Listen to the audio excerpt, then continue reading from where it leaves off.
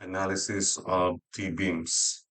So this case normally happens if the slab, yung slab and beam is poured monolithically.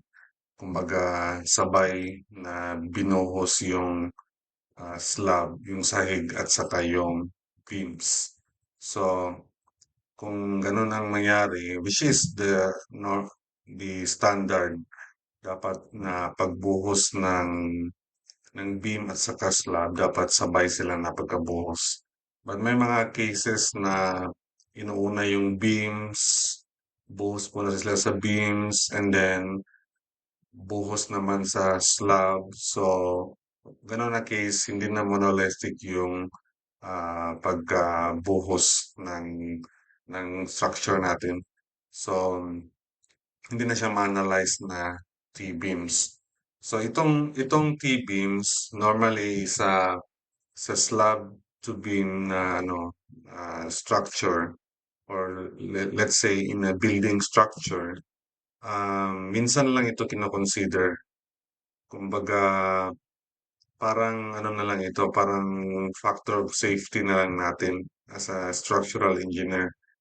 Kasi our analysis normally is beam lang siya, uh, slab, and then beam lang.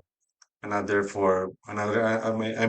analysis for one analysis for slab, and then another analysis for beam.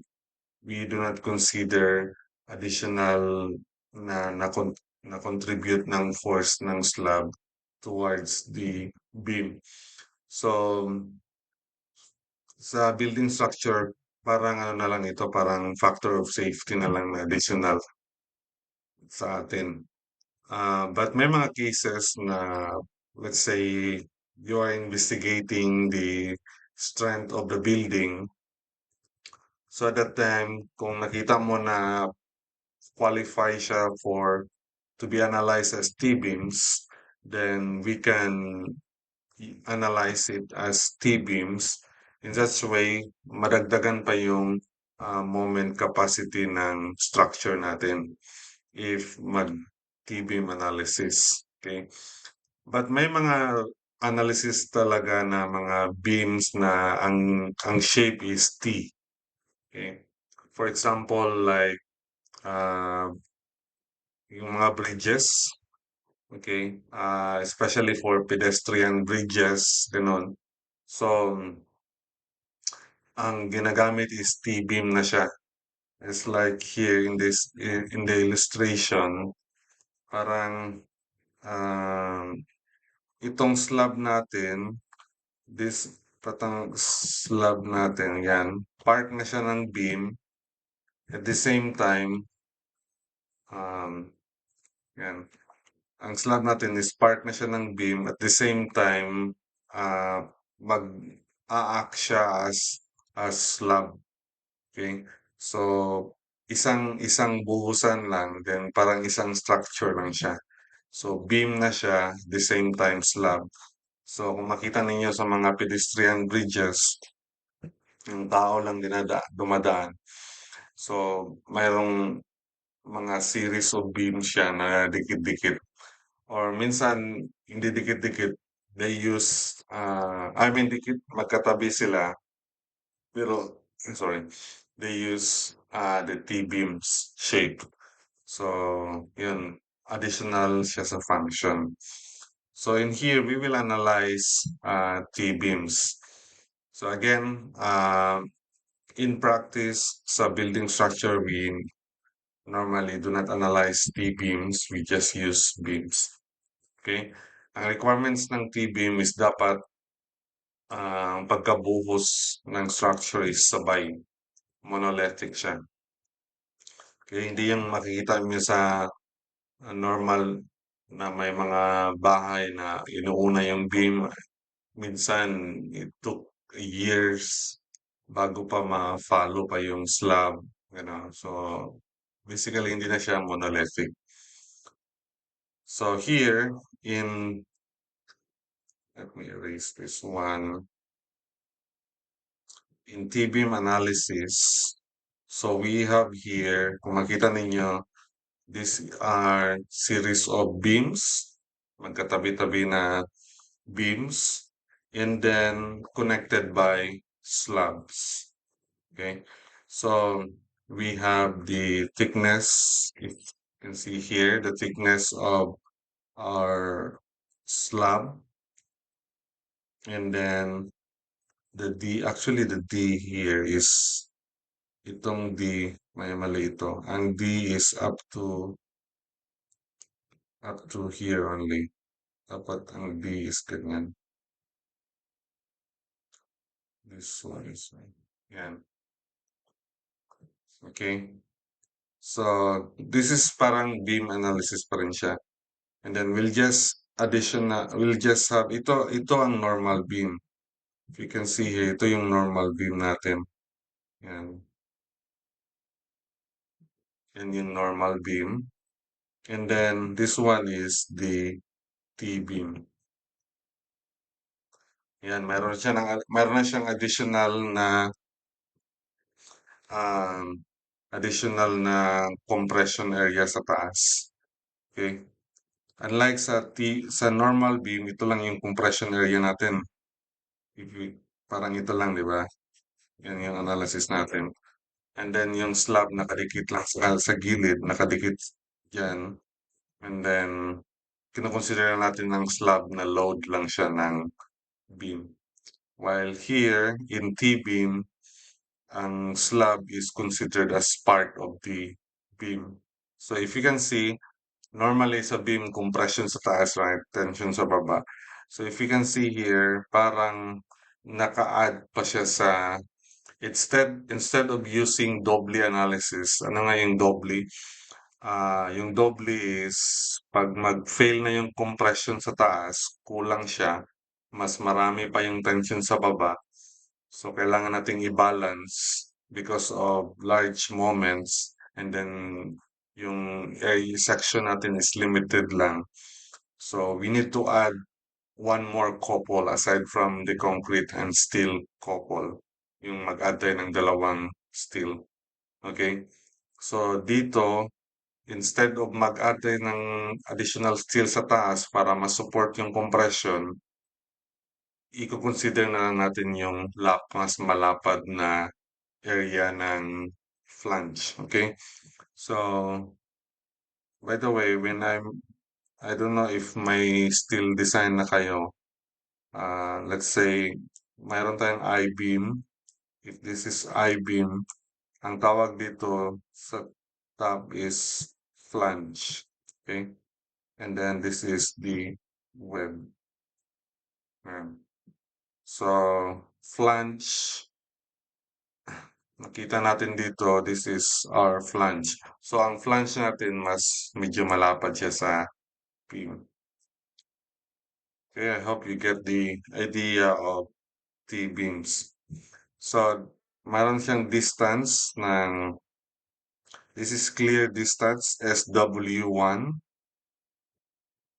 Okay, I'll just, yan, SW1 sa left and SW2 sa right side. Okay, the width of the beam is BW, and the effective flange, okay, ito na yung flange sa taas. Flange, even itong sa baba, flange pa rin siya. Okay, that's the part of I-beam actually, flange and web. So, sa taas, yung flange natin is, ito yung BF. Okay, that's our flange. So, how do we consider yung flange? So, depende yan.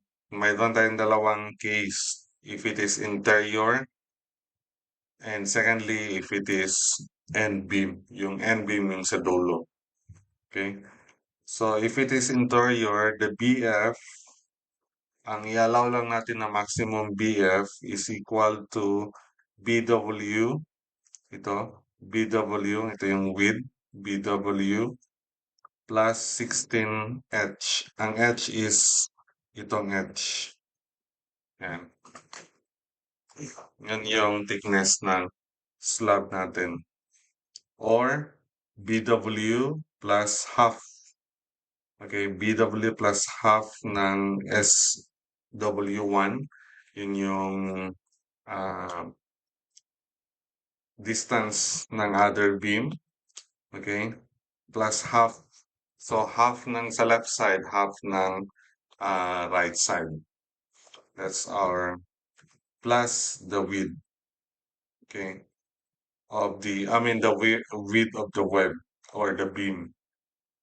And then BW plus ln over 4. Ln over 4 is meaning yung length ng beam. Divide mo sa 4. Okay? That's then isolve mo yung maximum dito. Yan yung value ng BF natin. Okay? So, and then kung end beam, yan, magkaiba lang yung end beam. BW plus 6H, BW plus S over 2, and then BWL plus LN over 12. Sa taas, LN over 4.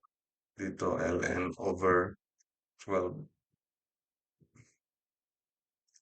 Okay, let's proceed to the analysis. So, remember, our analysis is still the same. Yung parang sa beam pa rin, meron tayong couple na magre-resist sa load moment. Okay, or moment load. So, dito sa T-beam analysis, we have two cases. Okay? So, remember, compression sa taas, tension sa baba. Ano pa rin yung analysis. So, what will happen sa first case when A is less than the T? T, by the way, dito pagdating sa analysis, T ang tawag natin sa thickness ng slab, T. Okay? Ang A, as we know, itong A, this is the compression, right? Ito yung compression block, depth ng compression block, A. So, the first case is kung ang A is less than T. Ito. Meaning, ang area 1 natin, hindi niya naabot hanggang sa web. Right? Hanggang flange lang siya. So, yung area 1 natin. Kaya if you see here in case number 2, by the way, this one should be case 2.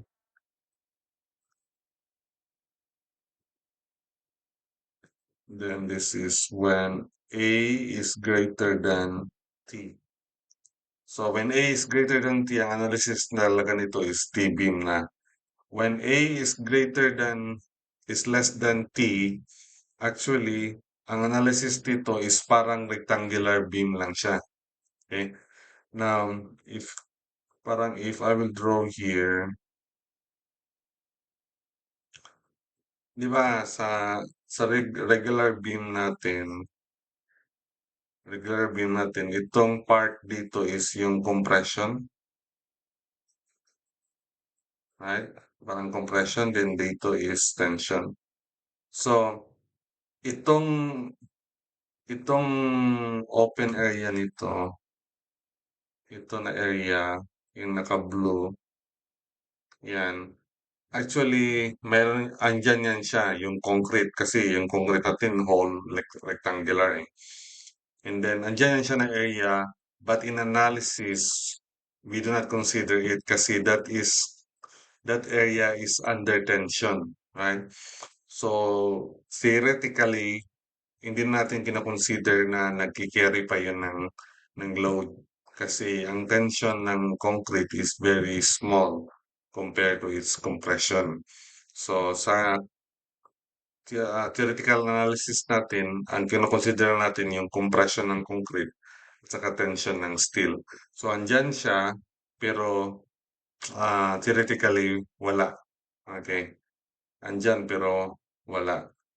Yan. So, the same rin dito, balik tayo sa T-beam analysis. Kung ang compression natin is less than T, thickness of the slab, meaning hindi natin na-utilize lahat ng thickness of the slab. So, ang analysis niya parang T-beam pa rin siya, right? So, parang T-beam siya na ganyan, no? Yan, yan. So, we can analyze it as T-beams. Anyway, hindi naman natin consider ito na area. Yan, useless naman siya na area, right? Kasi tension siya, under tension. So, andyan siya pero parang wala. Okay? Just like your relationship, no? Just kidding. So, andyan siya pero wala siya, hindi siya kasali sa analysis. So, ang consider lang natin is, dito is A1 and then the A1, yun yung area ng compression block and AS is yung area ng steel, right? So, let me erase it one. So, if you can see in the analysis sa right side, so ang couple lang natin is the compression na CC, yan, compression ng concrete versus the tension ng steel, right? Di ba yun yung singly reinforced, parang singly reinforced analysis lang siya. Compression ng concrete CC which is 0.85 of FC prime times, di ba, AB. AB, that is actually yung area ng ano, so this time hindi na siya AB kasi it should be, meron pa tayong BF, A times BF na siya. Okay? So, generalize na natin muna na area instead of using AB. Kasi pagdating sa case number 2, when A is greater than T, you see here, ang A here is greater than the thickness. Yan, ito yung thickness natin. So, aside from one area, meaning na utilize natin yung buong area ng flange natin, yung slab, at saka meron pa tayong additional na area, ito yung area 2, yan naka sky blue dyan. Okay? And then, in our analysis, meron na tayong dalawang compression. So the first compression is due to area 1, okay? And then second compression is area 2. Yan. So dalawa na ang kumakalaban sa tension natin, right? Still couple pa rin siya kasi dapat ang tension is equal to C1 plus C2. So yung sa taas, tension here is just equal to, parang ito, tension is equal to CC lang. While here, tension is equal to C1 plus C2. Okay?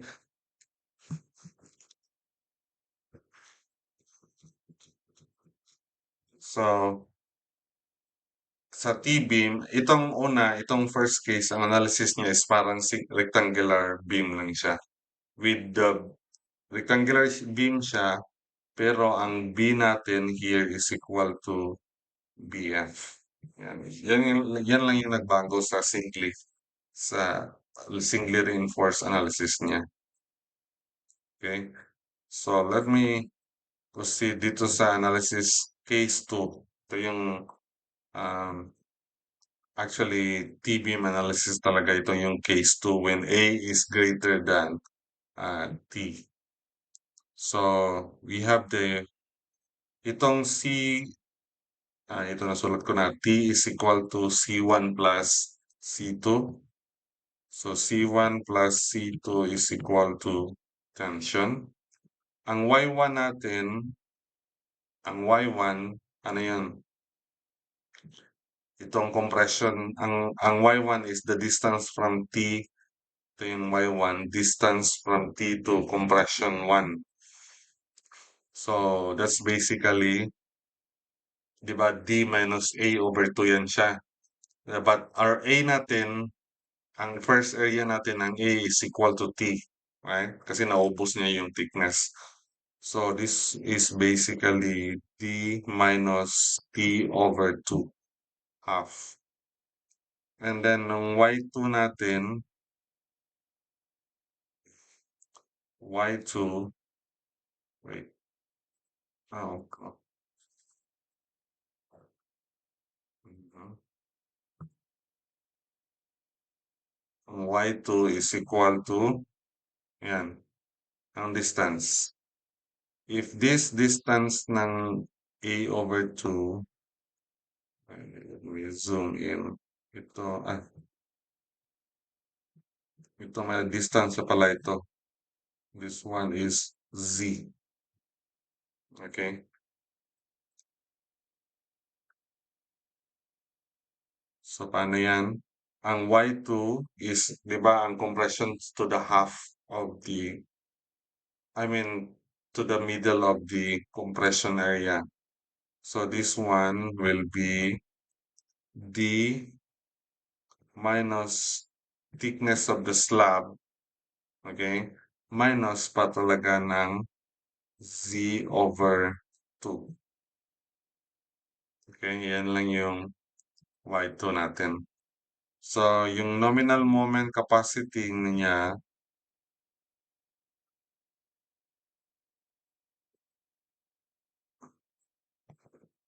dalawa. Okay? We have C1 times D minus T over 2, okay? Plus C2 times D minus T minus Z over 2.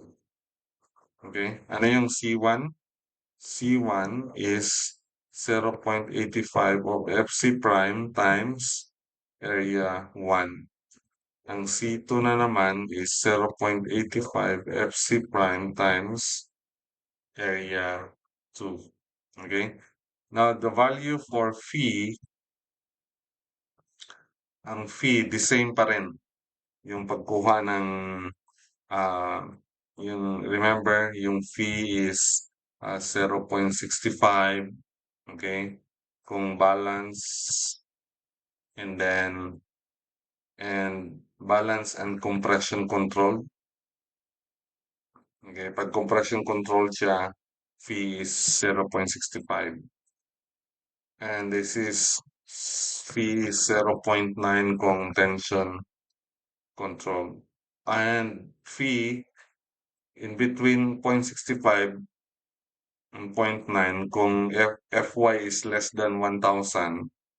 Okay, this is if y sorry, ang Fs natin is greater than Fy but less than 1,000. Yung 0.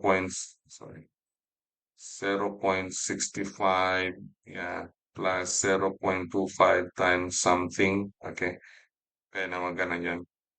But the same lang siya. Okay, and we have the AS minimum for T-beams, dalawa, 0.25 square root of FC prime over Fy times BWD. And then yung standard natin na 1.4 Fy BWD. Okay, so dalawa yung area minimum na i-consider natin. Let's solve an example. Okay, we have here a T-beam with BF. Okay, given na. Given. Ito actually, just have to memorize this one. Ito na values. Yan. Um, lalabas yan sa board exam, mga ganun na mga questions. But I'll jump directly to BF is equal to, meron na tayong BF dito, 900. Yan. BF 900, thickness of 110 millimeters, yung T, yung thickness ng slab. BW, that's yung width ng beam, 310. The D is 460, FC prime 20.7, and Fy is 414 megapascal. So we are asked to solve the AS balance balance moments and MU, and then maximum moments and MU. Okay, ano nga yung balance? When you say balance area, so yan yung enough area area ng steel wherein in case mag-fail ang structure natin, sabay na mag-yield yung concrete at saka steel. Okay? Balance yun. Yun yung ginamit natin sa balance. So, mayroong certain area ng na-design natin wherein balance sila mag-fail. So, let's solve first example. First question, the area balance. So, here's the solution for letter A.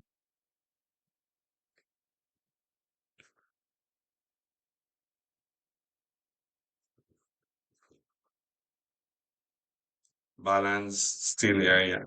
Okay. So, meron tayong formula for CB. Yan. I hope i-memorize na natin. 600D over 600 plus Fy for balance. So, we can put the value. Ang D natin is 460 over 600 plus Fy of 414.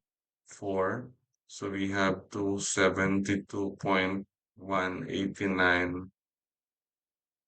mm. Okay?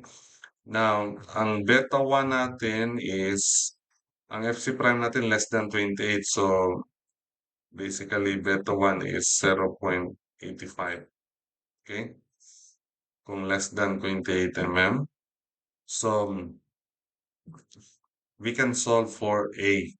Okay?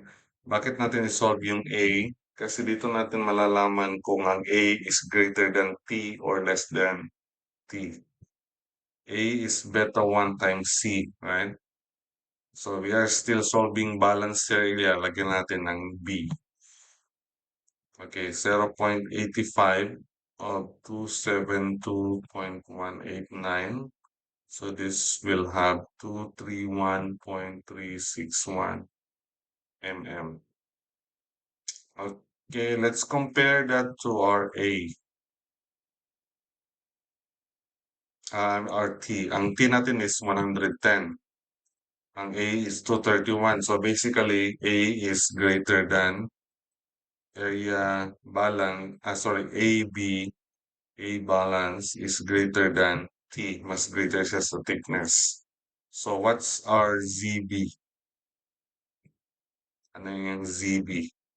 Ano yung Z? Ang Z, ito yung Z. Oh. Yan. From the bottom of the slab to the uh, yung lowest compression block. So, ano yung ZB? That is actually ZB is equal to AB minus T, right? AB yung tapos to the bottom of the slab. So, just basically A minus B lang siya. So, this one is 231, AB, 31.361 minus the thickness of our slab is 110. So, ang ZB natin is 121.361 mm. Okay? So, lumagpas pa yung T-beam analysis talaga siya. Okay? So, kung T-beam analysis, then ito yung equation natin. Thus, we say C1 plus C2 is equal to T. Ano yung C1 natin? 0.85 FC prime of A1 plus 0.85 FC prime of A2 is equal to AS Fy. Okay? So, you can say 0.85 FC prime. Ano yung T? Area 1. Yung area 1 natin magiging T times BF. Yan. Plus 0.85 of FC prime A2. Ano yung A2? It will be ZB times BW equal to AS FY. Actually, ang AS dito is ASB. Okay, so we can put the value 0.85 FC prime. Ang T natin is 110. Ang BF natin is 900. Given na ito. Plus 0.85 times FC prime. Sorry. Parang 20 points. Parang may kulang. Yeah. Ulitin ko lang. Kasi merong, it should be 0.85 of 20.7. Okay. 110,900 plus 0.85 of 20.7 times ZB natin 121.361. BW is 310. This should be equal to AS balance. Now, pag balance, meaning mag-yield yung steel, right? So, 414. Yan yung steel natin. I mean, FS ng steel. Apology. Okay. So, from here, we can solve AS balance. So, calculating this equation here, AS balance is 5806.431 mm squared. Okay? So, yan yung required na area ng steel wherein balance yung failure. Okay? So, kung mag-design ka ng beam, ano nga yung dapat? Should we go with balance failure? Sabay mag-fail? Or yung concrete mag-fail una? Or yung steel mag-fail una? Okay? I think I've explained that in the singly reinforced. So, letter B. Let's go to letter B. Nominal and ultimate balance capacity. So, ano ngayon? Meron na tayong ESB. Ano ngayon yung moment capacity niya?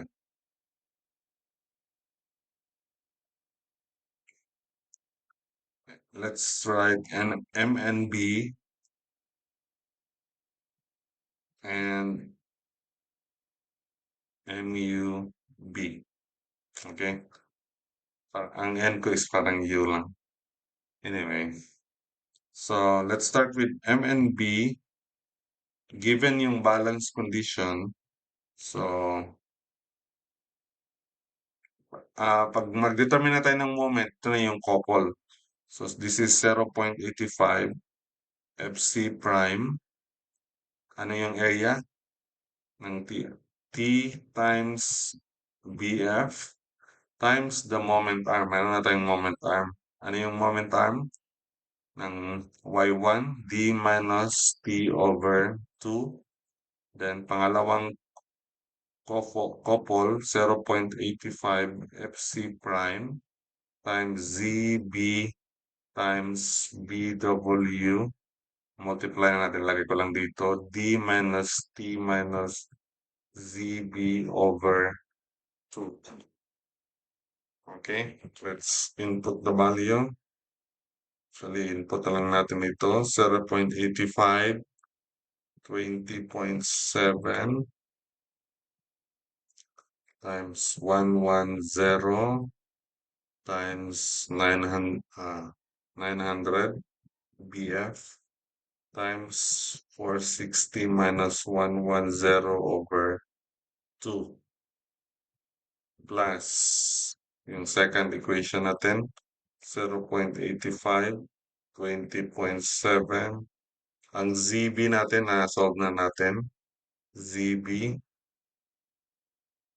is 1 to 1 to 1.361 times BW 310. Okay, 310 times moment arm 400. Sorry. Ang D natin is, let me check, 460. Okay, kamali tayo. 460 minus 110 minus, hindi pa nagkasya. Ito, 110 minus 110 minus 121.361 over 2. So we can solve that. M and B is 896.989 kilonewton meter. Um, so yan yung M and B. Let me add.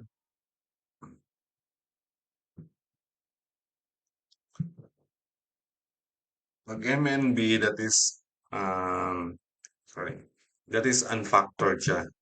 Kung factored na naman siya, ang hanapin naman natin is MU, right? MUB. Actually, MUB is just equal to phi MNB, right? MU is equal to phi MN. So, ano yung phi natin? Ang phi is 0.65 kung balance condition, right? So, basically, parang 0.65 times 896 man siya. 0.9989.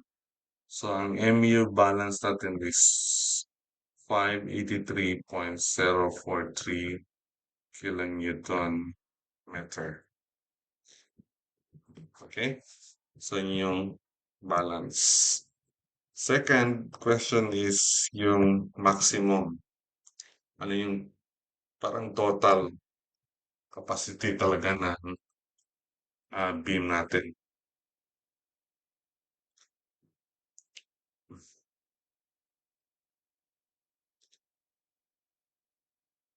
So, this is not letter B. This is C. So, maximum.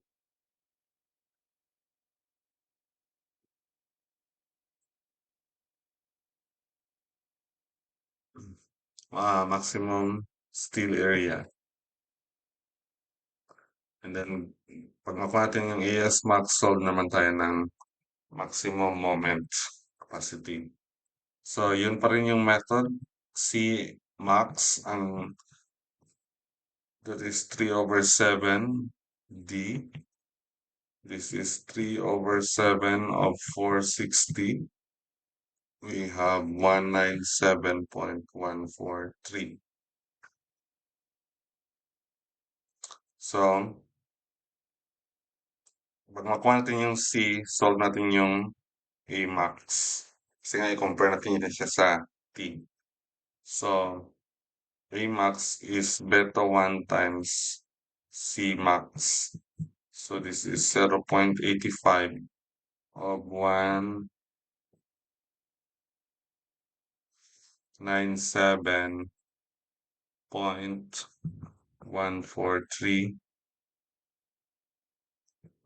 is equal to 167.572. So we can see here, ang thickness natin is just 110.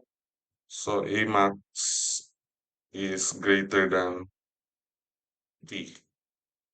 So what will happen? Solve natin yung Z max. This is A max minus T.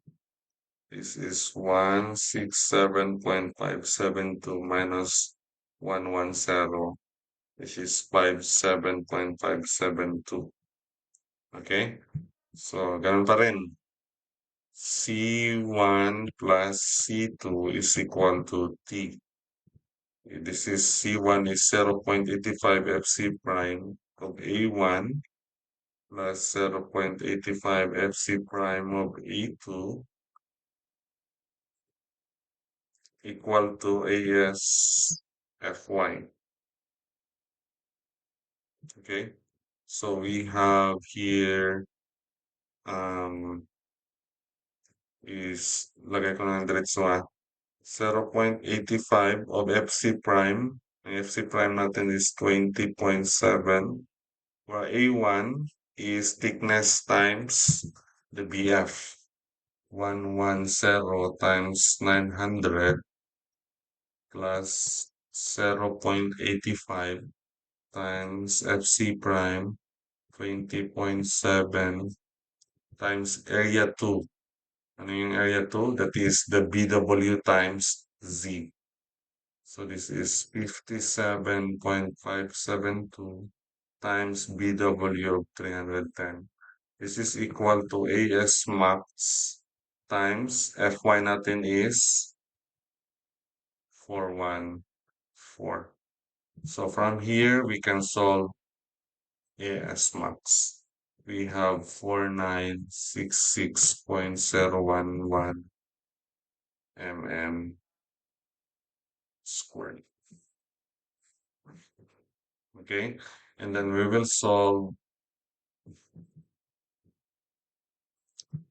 AS MN. So letter D, MN max and MN, sorry, MU max.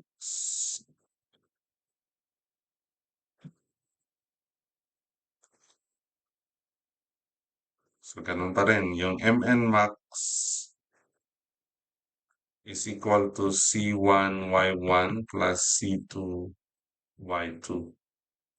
So where C1 is 0.85 FC prime times thickness times BF, right? Times D minus T over 2 plus 0.85 FC prime Z times BW times D minus T minus Z max over 2.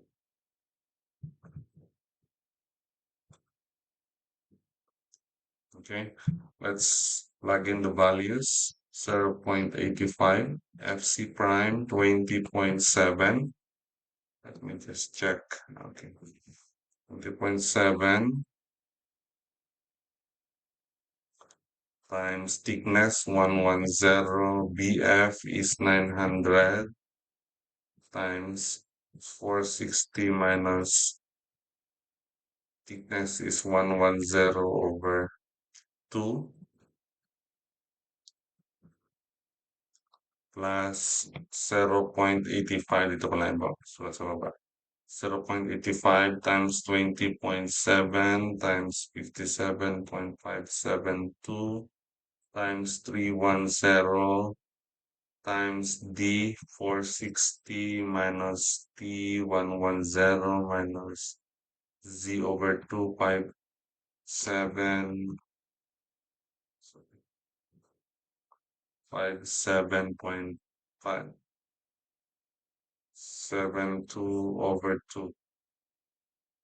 Okay, wala space. So this one is equal to 806.340 kilonewton meter. Okay. So, ang MU max, pag solve natin sa MU max, we need to solve for phi kasi ang phi max is not 0.65 anymore. Okay? So, for maximum condition, ang phi is 0.65 plus 0.25 times 800 minus Fy over 1000 minus Fy. Okay? So, this is 0.65 plus 0.25 times 800 minus 414 over 1000 minus 414. This is equal to 0.815. So, ang MU max natin is simply phi MN max. So, this is 0.815 times the MU, which is 806 point, sorry, MN 340.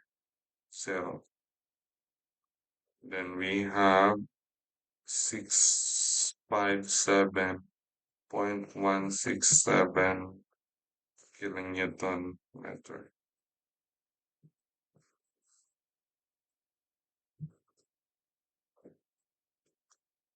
Okay, so that is how you solve for balance and maximum capacity.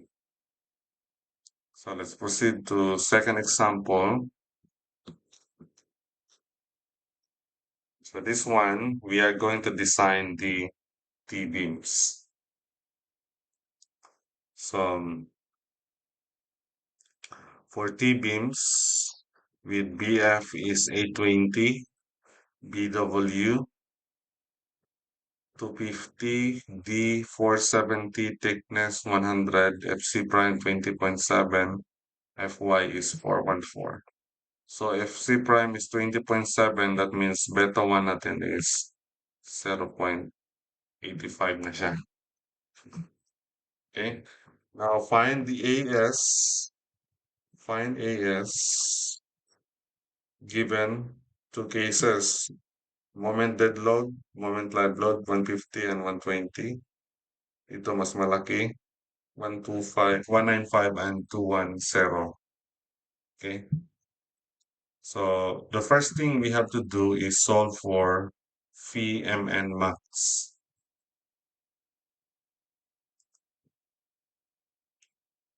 Solve muna natin yung phi mn max kasi we need to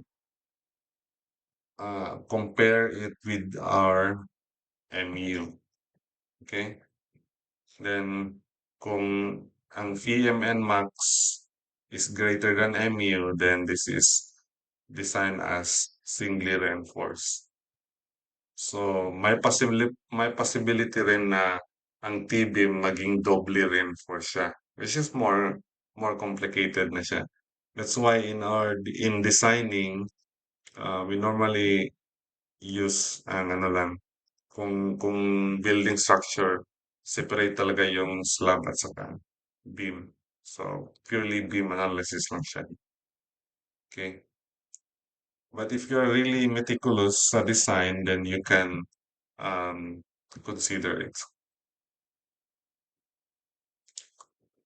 So solve for, ang first solution natin is solve for phi mn max. Okay, we can solve the value C max that is equal to 3 over 7 of D. So we have 3 over 7 of 470. This is 201.429 mm. So, our beta, meron pala tayong beta 1, which is 0.85. So, our A max ngayon is beta 1 times C max. This is 0.85 of 210.429. Then, equal to, ang Amax natin is equal to 171.215. So, compare that to the thickness of 100 only. That means A max is greater than thickness. So, kung greater than thickness siya,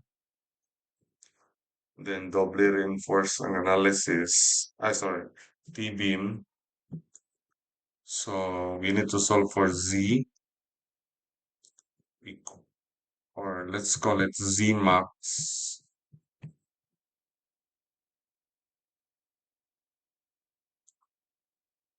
is equal to A max minus T.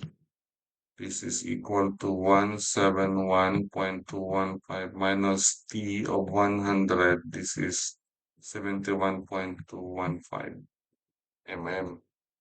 Okay? Since hindi na tayo pinasolve ng area max, diretso na tayo sa VMN max. VMN max. Ano ngayon? Fee. Ngayon meron na tayong fee. Okay?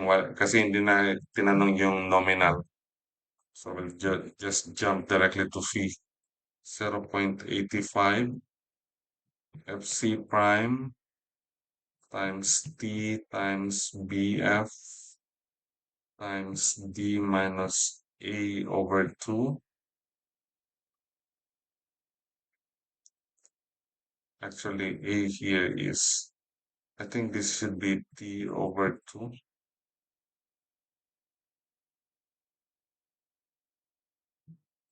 plus phi. Yeah, that should be T over 2. Phi times 0.85. Yung pangalawa, 85 times FC prime. This will be Z times BW. Ang moment arm niya is D minus T minus Z over 2. So, let's plug in. Yung phi pala natin. Ang phi for maximum 0.65 plus 0.25 times 800 minus 414 over 1000 minus 414. This is 0.815. So that's our phi. So we can put that here. 0.815 times 0.85. FC prime natin is 20.7. Thickness of slab 100 times 820. Moment arm 470 minus 100 over 2. Then, lagay ko na ito sa baba, plus 0.815 times 0.85 times 20.7 times 71.215 BW 250 times moment arm 470 minus 100 minus 71.215 over 2. Okay. So, using calculator, VMN max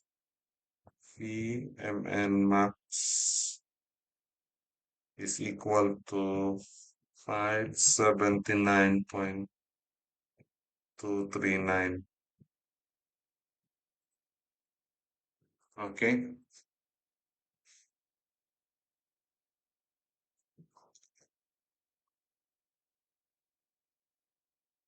Then, we can check, compare natin yan siya mamaya sa MU. So, check the moment capacity of flange. Ito yung considering only yung flange ng yung slab lang. Okay, we call it MNF.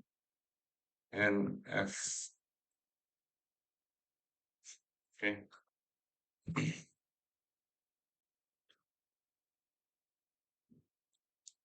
so yung flange lang, meaning A is equal to T, right? Kasi hanggang flange lang siya.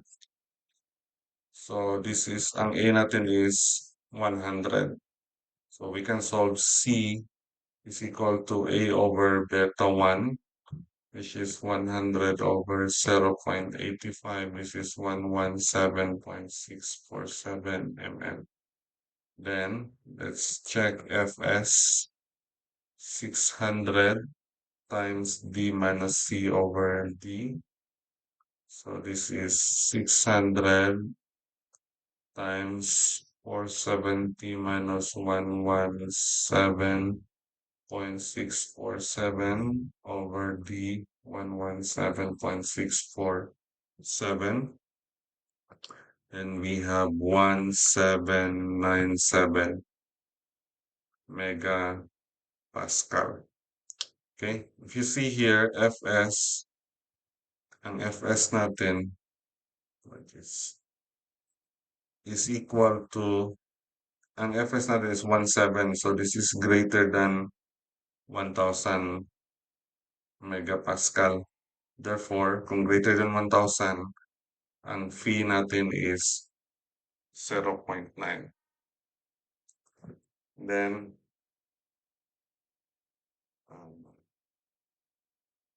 let's add, and ang fee MNF natin is equal to fee C1, only C1, times D minus A over 2. Okay, kasi nga sa flange lang. So this is 0.9 times 0.85 times 20.7. Yan, ito yung 100. Okay, A times 820 yung BF times 470D minus 100 over 2. So, phi MNF natin is equal to 545.375 kilonewton meter. Okay? Compare dun sa FN max, 579 yung maximum. Kung sa flange alone, maximum capacity niya kung flange alone is only 545. Okay? So we can solve now the problem. First case, MU is equal to, paano yan? Di ba meron tayong formula, 1.2 times load combination, MD plus 1.6 live load. When we are designing, we have 1.2. Ang MD natin is 150 plus 1.6 na 120. So this is equal to 372 kilonewton meter. So, ang phi MN max natin, ano siya, compare sa MU, 579 siya, di ba? Ito, 372. So, this is greater than MU. Right? So, that is, design natin siya as singly. Okay?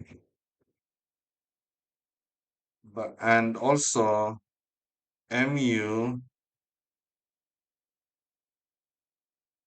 ang MU natin is less than phi MNF. Anong ibig sabihin niya? Ang actual load natin is less than sa capacity ng full capacity ng flange natin, 'di ba?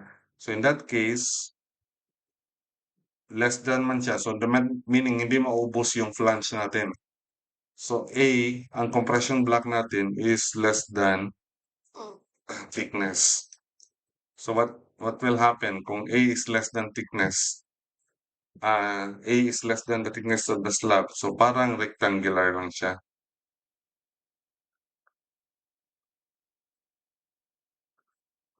Yan. So, mag-design lang tayo ng AS na rectangular. Parang rectangular siya na ang width natin is BW. No, sorry. Ang width natin is BF. Okay, not BW. So, again, in designing, we can assume first na mag-yield siya ang steel. So, phi is 0.9 kung mag-yield ang steel. Ano yung MU natin? MU is equal to phi CC times D minus A over 2. So, kasi nga singly reinforced, parang singly reinforced siya. So, CC lang ginamit natin. This is equal to phi times 0.85 of FC prime A times BF times D minus A over 2. So, meron tayong MU. Kasi ang point ko dito is hanapin yung A. Yan. Para ma-check natin yung, pag makuha natin yung A, makuha natin yung C, ma-check natin yung FS. Kung tama bang assumption natin. So, MU is 372. Ito yung MU, 372. Times 10 to the 6 para maging Newton mm. This is equal to 0.9 times 0.85 times 20.7 times A, 820 times 470 minus A over 2. Yeah. Then solve for A. So, dalawa pala ito. Okay. So, A here is 65.521 mm.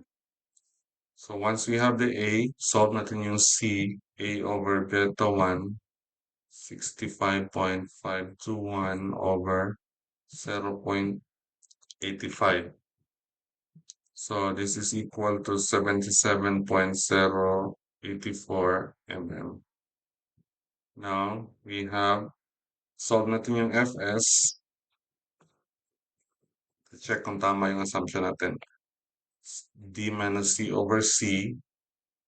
Then, we have 600 times 470 minus 77.08 over 77.08.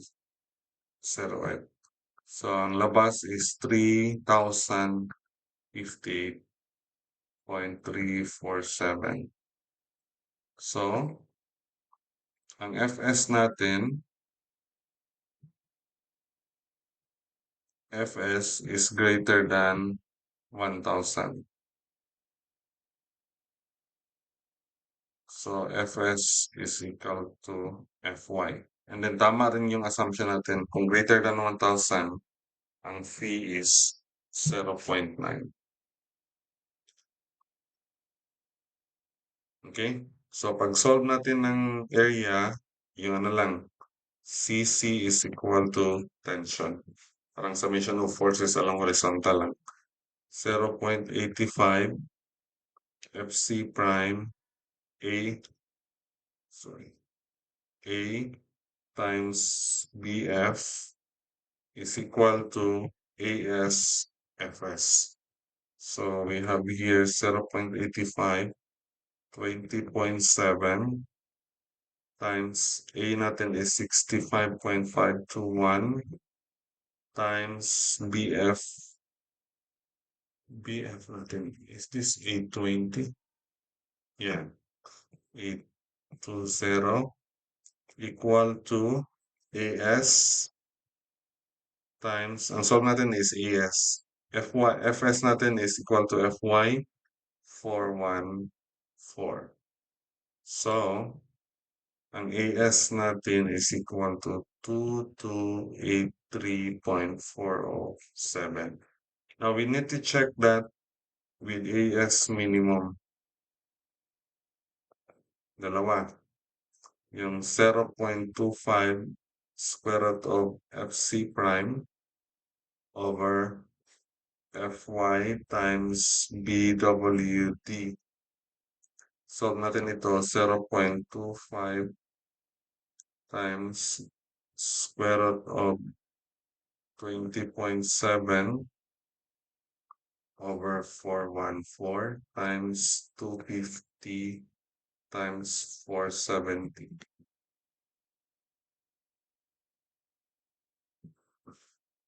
This will have 322.82.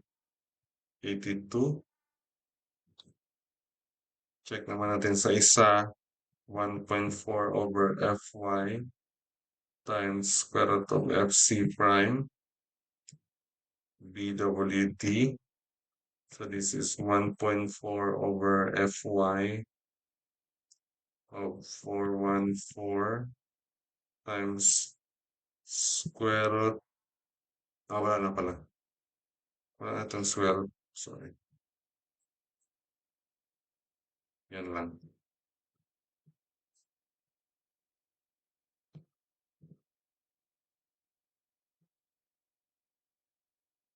Times 250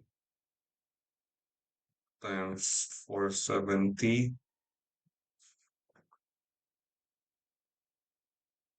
is equal to 397.343. So 397,322 ang required natin is 2,000. So this is ang final answer AS is equal to 2283.407. Of course, merong mm squared. Okay? So sa second case, letter B, ang M dead load is 195 kilonewton meter and M live load is 210 kilonewton meter. Let's check the MU. This is 1.2 times 195 plus 1.6 of 210. This is equal to 570 kilonewton meter. Okay? So, ang phi Mn max natin is greater than Mu. Kasi nga ang phi Mn max natin is, let's check, 579. Ang Mu natin is 570. So, this is singly. And then, ang Mu natin is greater than phi Mn flange. What does it mean? Ang Mn flange natin is 545. Ang Mu natin is 570. Greater siya. So, kung greater than flange, maximum ng flange, kailangan pa niya ng additional tulong doon sa baba. Right? Kasi hindi kaya ng purely flange lang. Additional compression sa baba. So, that means ang A natin is greater than T. Mas bababa pa doon sa thickness. So, this is considered as T-beam analysis. Okay? So, in T-beam analysis, in designing area, we have to assume phi is equal to 0.9. Mag-yield siya and then greater than 1,000. And we need to assume. Kung wrong yung assumption, then we need to assume again another values. So, ang MN natin, dalawa. Phi C1, kanina yung CC lang. Ngayon, C1 times D minus T over 2 plus C2 times D minus T minus Z over 2. Right? So, lagyan natin yung value ng MU, 570 yeah, 570 times 10 to the 6.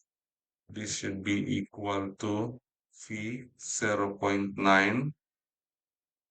times 0.85 times 20.7 times thickness 100 times 820 times 470 minus 100 over 2 plus yung second equation, ito, 0.9 times 0.85 times 20.7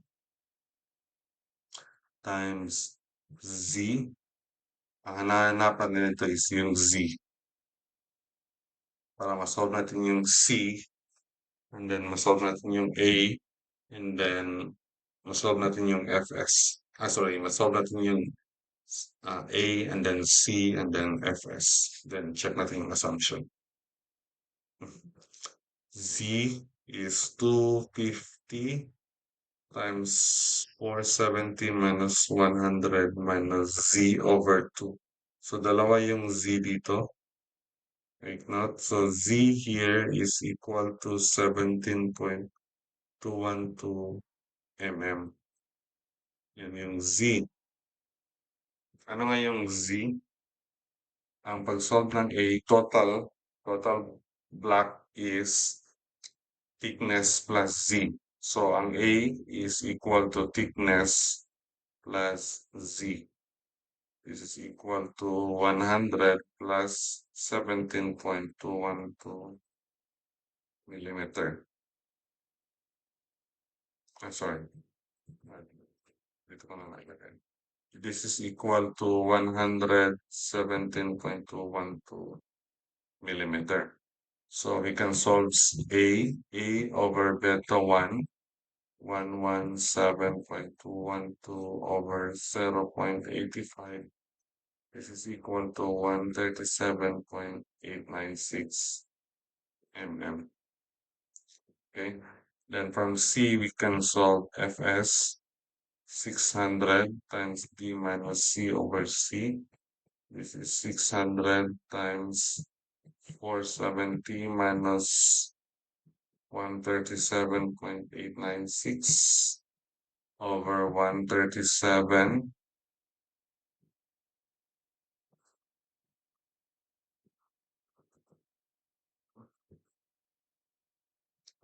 This is equal to 1445.09 megapascal. Okay?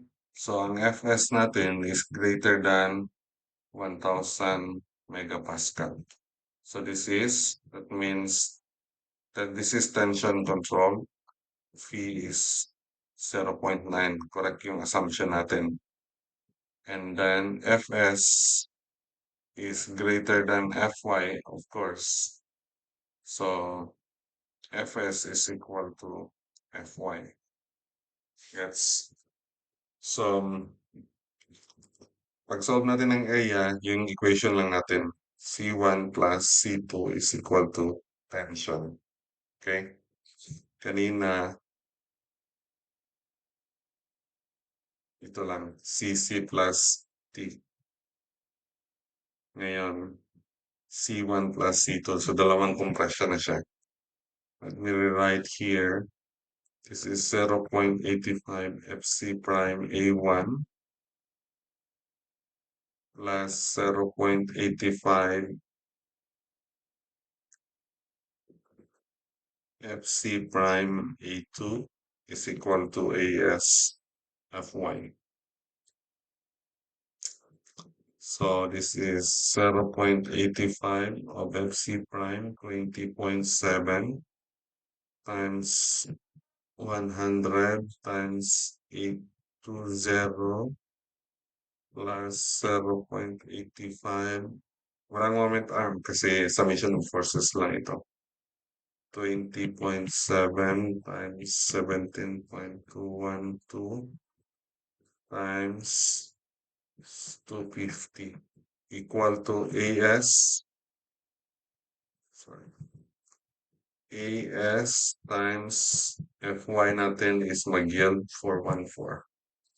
Then we'll solve AS 3667.878. Actually, before concluding the area, we need to check that with the AS minimum. But na-solve natin yung AS minimum, only 300 and 322. But ang na-solve natin na AS is 3,000. So, that means ito na yung mag-govern greater than AS minimum. So, that is actually designing um, a T-beam. If you are meticulous enough na consider T-beam talaga yung analysis, that's designing. Okay? Actually, mayroon pang additional ito. Let me see if mag-add pa ako ng isang ah, video na mag-solve ng more problem about T-beam specifically kung investigation. This one is designing for the area of bar. Yung pangalawa is yung investigation. Meaning, kung investigation, meron ng rebar, and then i-investigate na lang natin kung um, kaya ba siya kaya ba ng given moment. Okay? Or determining the capacity of the section. Yan yung investigation. Alright? Thanks for listening.